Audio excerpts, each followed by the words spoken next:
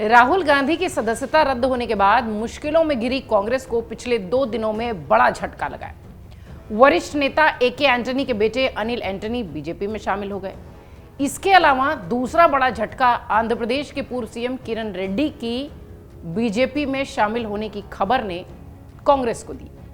CM किरण रेड्डी ने भी सत्ताधारी दल की सदस्यता ग्रहण कर ली और अब वो भी कांग्रेस से किनारा कर चुके हैं। हाल ही में गुलाम नबी आजाद ने कांग्रेस छोड़ने के लिए राहुल गांधी को जिम्मेदार ठहराया था। अपनी किताब के विमोचन के बाद उन्होंने बातचीत के दौरान ये बात कही थी। आजाद की गिनती गांधी परिवार के करीबियों में होती थी। पिछले 9 साल में करीब बड़े चेहरों की अगर बात करें तो कांग्रेस से वो बड़े चेहरे किनारा कर चुके हैं। दिलचस्प बात यह रही कि सभी ने कांग्रेस छोड़ने की बात के लिए जो वजह बताई, जो कारण बताया, वो हाईकमान को जिम्मेदार ठहराने का बताया। आपको कुछ ऐसे चुनिंदा नाम बताते हैं जो कि कांग्रेस के पिलर के तौर पर जाने जाते थे, पिलर की तरह कांग्रेस के साथ थे, लेकिन अब कांग्रेस से किनारा कर चुके हैं। पिछले 9 सालों में धड़ाधड़ बहुत सारे ऐसे बड़े नाम थे जो कि हाईकमान से असंतुष्ट होकर कांग्रेस से किनारा करते दिखे। कुछ ने अपनी पार्टी बना ली और कुछ ने खुद को पार्टी से अलग करके किसी दूसरी पार्टी का दामन थाम लिया। इस फहरिस्त में सबसे पहला नाम है जगदंबिका पाल का। यूपी में कांग्रेस के वरिष्ठ नेता रहे जगदंबिका पाल ने साल 2014 में लोकसभा चुनाव से पहले कांग्रेस छोड़ दी थी। पाल बाद में बीजेपी में भी शामिल हुए। जगदंबिका पाल ने कांग्रेस छोड़ते वक्त यह आरोप लगाया था कि बड़े नेता उन्हें अपमानित कर रहे हैं। मैटर हाईकमान से ही जुड़ा था।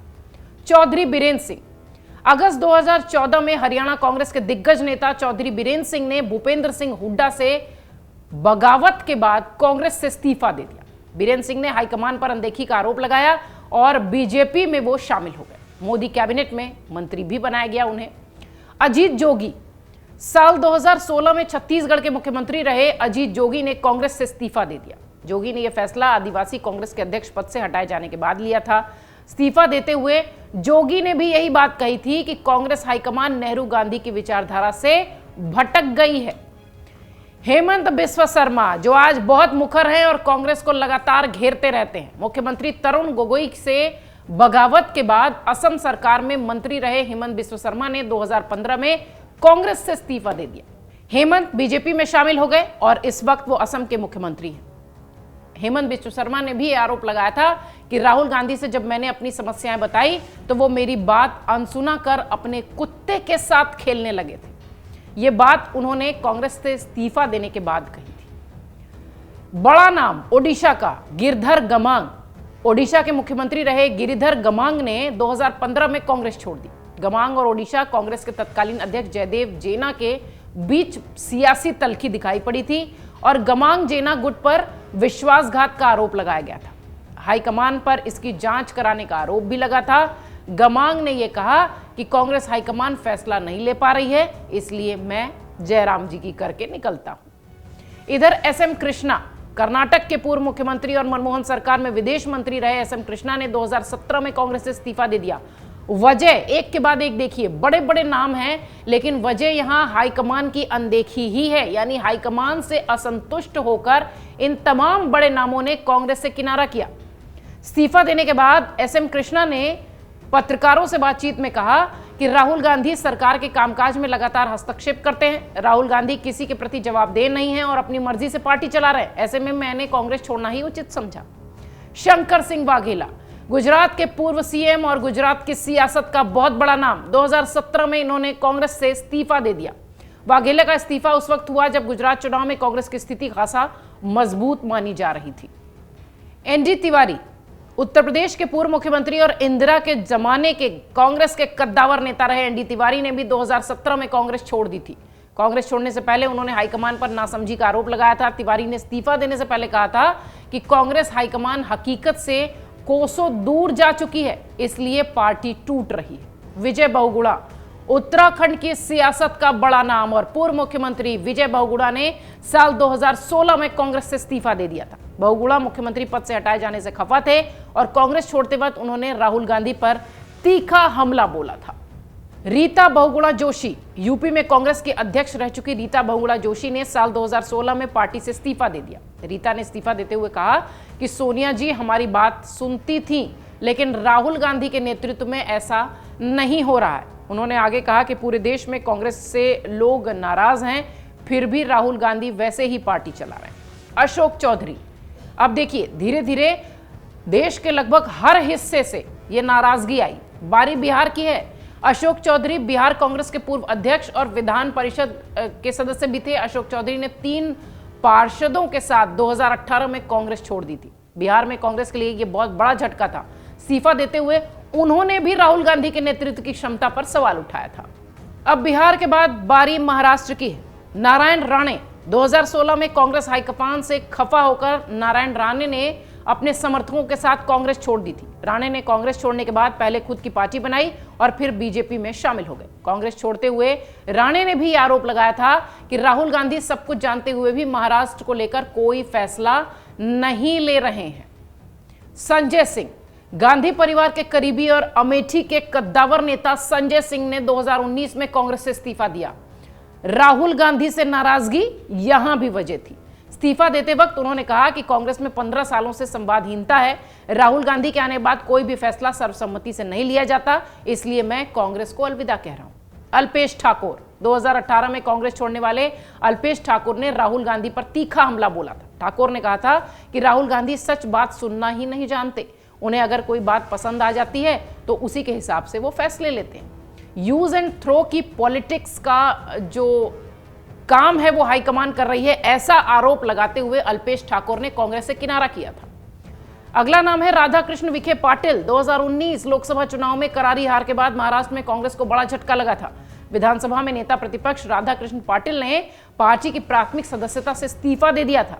पाटिल ने इस्तीफा देते हुए वही लिखा, राहुल गांधी की राजनीति प्रधानमंत्री पर हमला करने तक ही सीमित है। कांग्रेस को जनता के मुद्दों से कोई लेना देना नहीं। टॉम वडक्कन, सोनिया गांधी के करीबी टॉम ने 2019 में कांग्रेस छोड़ दी थी। वडक्कन ने कांग्रेस को वंशवादी पार्टी करार देते हुए अपना इस्तीफा सौंपा था। उन्होंने कहा था कि राहुल गांधी उसी परिपाटी को आगे बढ़ा रहे। वडक्कन के इस्तीफे पर प्रतिक्रिया देते हुए राहुल ने भी ये कहा था कि वो कोई बड़े नेता नहीं थे। सतपाल महाराज, आपको याद होगा वो पूरा मामला जो था एक हाई वोल्टेज ड्रामे की तरह दिखाई पड़ा था। 2014 में उत्तराखंड कांग्रेस से इस्तीफा देने वाले वरिष्ठ नेता सतपाल महाराज ने भी राहुल पर ही निशाना साधा था।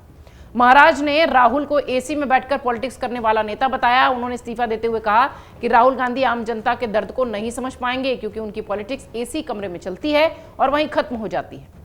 अमरिंदर सिंह, पिछले साल पंजाब के पूर्व सीएम और कद्दावर कांग्रेसी अमरिंदर सिंह ने 2022 में पार्टी छोड़ दी थी। 2021 में पंजाब में सीएम पद से हटने के बाद से ही वो कैप्टन कांग्रेस हाईकमान से नाराज चल रहे थे, ऐसा माना जा रहा था। और कांग्रेस छोड़ते वक्त उन्होंने यही कहा कि पार्टी ने मजबूर किया। जीतन प्रसाद, बंगाल में कांग्रेस के प्रभारी और मनमोहन कैबिनेट में मंत्री रहे जीतन प्रसाद ने साल 2021 में कांग्रेस से किनारा कर लिया। जीतन प्रसाद को राहुल गांधी का काफी करीबी नेता माना जाता था।